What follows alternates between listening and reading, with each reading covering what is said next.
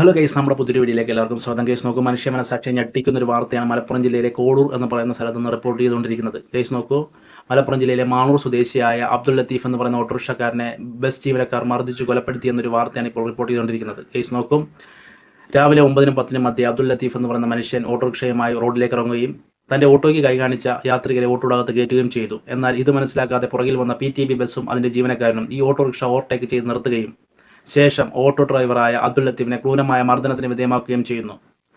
ശേഷം സ്വന്തം നിലയ്ക്ക് ഓട്ടോറിക്ഷ ഓടിച്ച് ഹോസ്പിറ്റലിൽ പോയ അബ്ദുൽ ലത്തീഫ് ഹോസ്പിറ്റലിൽ വെച്ച് മരണത്തിന് കീഴടങ്ങുകയും ചെയ്യുന്നു. ഗൈസ് നോക്കൂ, 1, 2, 3 യാത്രികർ കയറുന്ന ഒരു വാഹനമാണ് ഓട്ടോറിക്ഷ.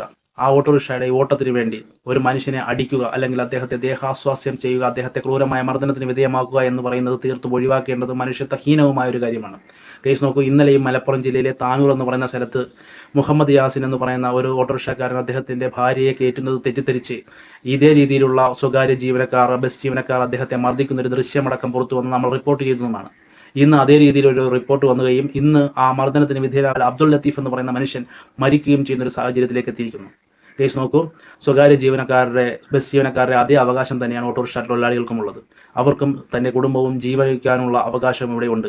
അത് മാനിക്കാതെ അവരെ നേരെ കയ്യേറ്റം ചെയ്യുക അല്ലെങ്കിൽ ഹുങ്ക് കാണിക്കുക എന്ന രീതി പറയുന്നത് തീർത്തും വേദനാജനകമായ ഒരു സംഭവമായി പോയത്.